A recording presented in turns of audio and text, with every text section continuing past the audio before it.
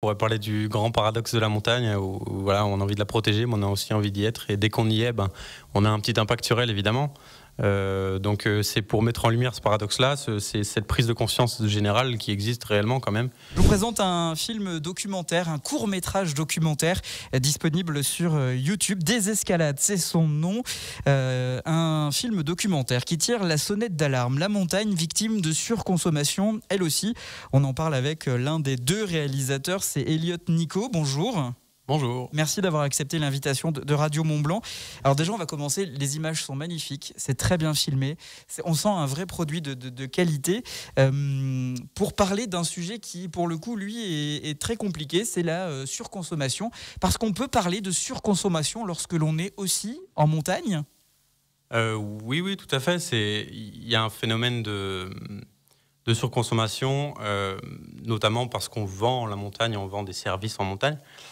Et donc, on vient de tous les horizons, on vient faire vivre cette expérience-là. Et ça peut effectivement poser des problèmes environnementaux ou sécuritaires. Quel genre de problèmes environnementaux et sécuritaires ? Environnementaux, on pense surtout aux remontées mécaniques, qui tournent beaucoup, qui tournent souvent, qui se démultiplient. Récemment, il y a eu un bon exemple, c'est le damage sur le glacier pour la compétition de ski. Les allers-retours en avion, pourquoi pas, pour venir faire tel ou tel sommet. On ne parle pas forcément de la France, ça peut aussi être ailleurs. Et sécuritaire, c'est un grand nombre de personnes qui seront sur un même itinéraire qui est à la mode, par exemple. Alors justement, ça, c'est très bien dit dans le documentaire. On va écouter un extrait, on va revenir sur ce phénomène-là, le phénomène de mode. Il y a de plus en plus de pratiquants, du coup ça crée vraiment beaucoup de concentration sur les mêmes spots. On a clairement mesuré une augmentation de la fréquentation, que ce soit en moyenne montagne ou en haute montagne. Par contre, on s'est rendu compte que cette fréquentation, c'était avant tout une concentration des gens sur certains itinéraires. Tout le monde veut faire les mêmes choses. Et tout le monde a un peu perdu en capacité, en créativité en fait, et suit ce qui est en bonne condition, etc. On veut plus perdre de temps, on veut que toutes les sorties en montagne elles soient efficaces. Et donc on va sur les choses qui sont en condi, qui ont été postées récemment, etc. Le constat, les gens ont perdu en créativité. Qu'est-ce que ça veut dire ? Que les gens, aujourd'hui, voient un itinéraire sur les réseaux sociaux, type Instagram, TikTok, et veulent à tout prix le faire ? Oui, c'est un petit peu ça, avec le Mont Blanc comme étant vraiment l'emblème de ce problème. Mais il y a d'autres sommets, il y a d'autres itinéraires qui sont touchés par cela. C'est un phénomène de mode, un phénomène qui est assez similaire aux autres, sauf que ça touche à la montagne, à un milieu naturel qui est un peu plus fragile, où au lieu de se dire je vais rester près de chez moi, pourquoi pas, je vais rester près de chez moi, ou alors je vais faire un petit peu moins de montagne, ou essayer de la faire un petit peu différemment, je vais suivre la trend, et puis du coup me déplacer, prendre l'avion pour faire ci, pour faire ça, alors que dans l'idée, la montagne, c'est aussi ça ne devrait pas, je pense, être un milieu de consommation, et ça devrait rester quelque chose de plus authentique, et du coup, il faudrait peut-être chercher à ralentir un peu et à faire une décroissance, une désescalade pour ressentir les bénéfices de la montagne, pas en mode consommation, mais plus de manière plus authentique. Elliot Nicot, dans le documentaire, on rencontre des personnes qui viennent s'exprimer autour de cette surconsommation autour de la montagne, mais également des touristes, on va les appeler comme ça, français, étrangers, montagnards pour certains, pas du tout pour d'autres. Vous avez vraiment un melting pot complet qu'on découvre dans ce court-métrage documentaire disponible sur YouTube. Il s'appelle Désescalade. Et il y a quelque chose qui revient, qui est assez rigolo, c'est oui, mais quand on voit tous ces touristes ou tous ces gens qui font ces parcours-là, ça nous embête. Très clairement, c'est dit tel quel dans le documentaire, juste devant l'aiguille du Midi, l'ascenseur de l'aiguille du Midi. Ouais. Mais en vrai, s'il n'y a pas ces gens-là, la montagne, elle ne peut pas tourner. Je vais me faire un peu l'avocat du diable, mais s'il n'y a pas ces touristes, comment on fait pour vivre, nous, dans les vallées, le reste de l'année ? Oui, tout à fait. C'est pour ça que le problème est vraiment plein de paradoxes et plein de contradictions, et que tout le monde a des intérêts qui sont parfois vitaux dans ces questions-là. Donc c'est difficile d'avoir une réponse absolue à toutes ces questions. Et de trouver le bon dosage, en fait. De trouver le bon dosage, tout à fait. Maintenant, du coup, mon idée, et puis l'idée de Julien qui a réalisé le film avec moi, et puis même on voit de certaines institutions comme la Compagnie des Guides du Mont Blanc, c'est de chercher à ce qu'il y ait un réancrage à la nature, et un retour à quelque chose de plus authentique, à quelque chose de moins consommateur. Et je pense que dans toutes les différentes facettes de ce milieu de la montagne, que ce soit les professionnels, les touristes, tout le monde peut s'y retrouver un petit peu dans cette désescalade à son niveau. Et je pense que ça devrait être une des lignes rouges pour essayer de protéger l'environnement. On va continuer de parler de ce documentaire qui est juste passionnant. Il est évidemment disponible sur YouTube. Il s'appelle Désescalade. Il est co-réalisé par Elliot Nicot, votre invité jusqu'à 9h30, mais également avec Julien G. L'idée même de ce documentaire, on va en reparler dans un instant. On va parler également des coulisses de tournage, car je l'ai dit, vous êtes allé à la rencontre de tout le monde, des touristes, des gens qui étaient prévus pour les besoins de ce documentaire, et puis d'autres non. Comment on les aborde? Élément de réponse juste après ça. C'est Elliot Nicot, il est notre invité jusqu'à 9h30 pour parler de son court-métrage documentaire Désescalade, un court-métrage documentaire passionnant qui est disponible sur la plateforme YouTube, et un documentaire qui tire la sonnette d'alarme, notamment sur notre belle montagne qui est victime elle aussi de surconsommation, victime également de ses posts sur Instagram, Twitter, qui donnent envie forcément, c'est très bon pour le tourisme, mais ça a des conséquences sur la faune, la flore, la montagne en elle-même, et c'est de ça dont on parle jusqu'à 9h30 sur Radio Mont Blanc. Elliot Nicot, votre documentaire, vous l'avez tourné, de belles images de drone, belles images de la montagne, d'une certaine manière. Vous en faites aussi, vous aussi, une belle promotion à travers les images que vous proposez. Et puis vous êtes allé à la rencontre. Alors il y a des gens, je suis sûr, ils sont calés, ils viennent s'exprimer face caméra. Et puis il y a des touristes, monsieur, madame, tout le monde, qui se sont trouvés sur votre chemin. C'est vraiment comme ça que ça s'est passé. Vous êtes allé les voir en mode micro-trottoir?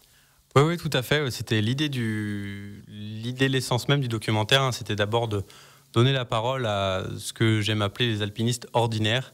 Et donc, pour une fois, pas les têtes d'affiche et les gens qui font des choses extraordinaires en montagne et qui ont peut-être le même message que moi. Mais pour le coup, je voulais qu'on entende un peu ce que tout le monde pense pour qu'on ait une image un peu à l'instant T de ce que monsieur et madame tout le monde pensent des problèmes liés à l'environnement et à la sécurité en montagne avec la surfréquentation. Et donc l'idée, c'était d'aller un peu à l'improviste, en micro-trottoir, voir les gens sur les courses les plus fréquentées du massif du Mont Blanc et du massif des Écrins.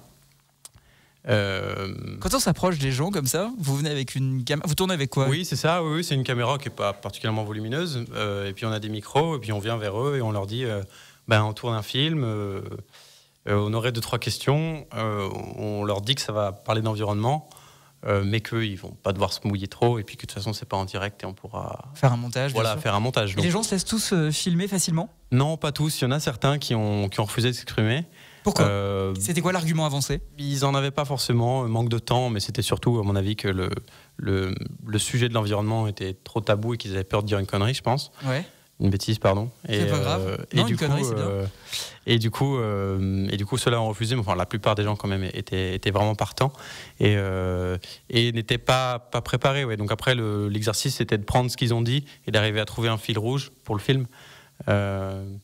Et que ce soit quelque chose de cohérent. Pour les besoins du film, en tout cas, il y a des choses qui sont cohérentes, qui ressortent.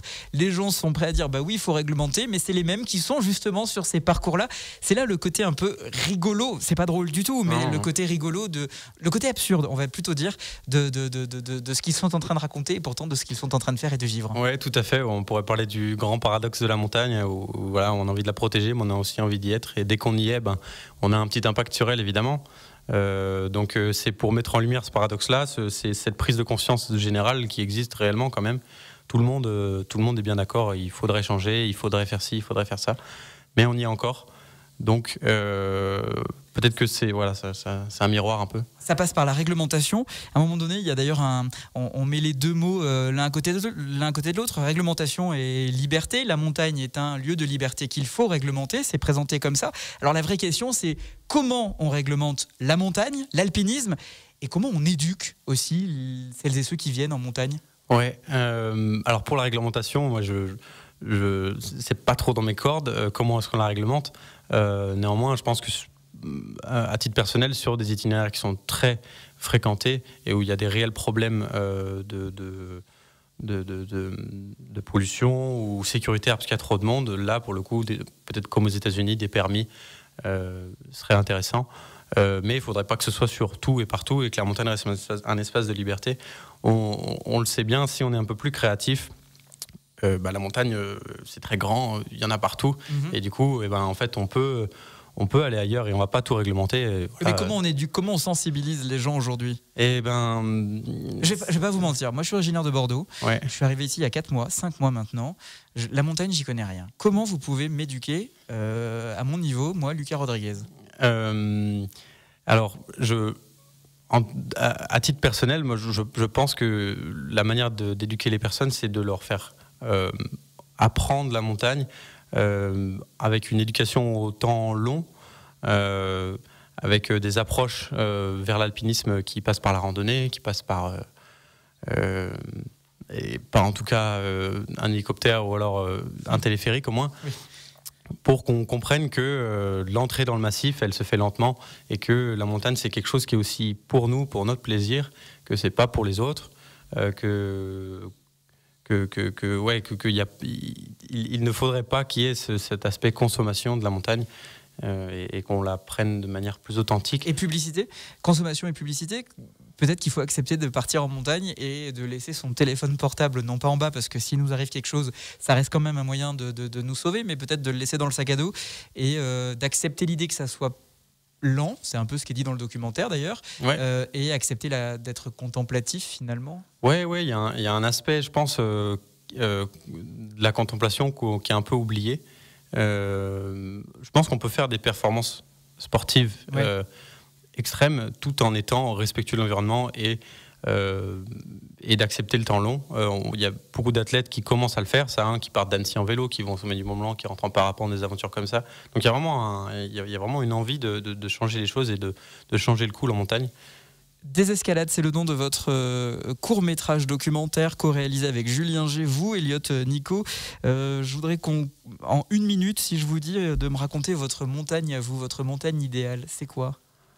Alors ma montagne idéale, ce serait une montagne où on pourrait être ensemble sans que on se gêne trop, parce que c'est vrai que quand on va en montagne, c'est pour être un peu seul, ou alors qu'on puisse la partager avec celle ou celui qu'on a envie. Une montagne où il y a moins de remontées mécaniques pour le coup, pourrait ne pas y en avoir, mais un petit peu moins. Moins de câbles un peu partout. Je pense au massif du Mont Blanc. Quelque chose qui est un peu plus à l'image du massif des Écrins par exemple, qui est plus pur. Voilà, plus pur, plus. Bon, c'est une réserve naturelle en fait, donc on sent que c'est plus protégé quoi. Je pense qu'il faudrait plus tendre vers ça. Elliot Nicot, merci d'avoir accepté l'invitation de Radio Mont Blanc. Je rappelle le titre de votre court-métrage documentaire, Désescalade. Je l'ai trouvé passionnant, j'ai trouvé que les images étaient belles et ce que vous racontiez à l'intérieur était très intelligent. C'est à découvrir sur la plateforme YouTube. Vous tirez la sonnette d'alarme sur cette surconsommation qui est hélas partout dans notre société, mais aussi à la montagne. Elliot Nicot, Julien G, vous êtes les réalisateurs. Merci d'avoir accepté ce matin, Elliot, l'invitation de Radio Mont Blanc. Merci à vous. Et je vous dis à très bientôt. Merci.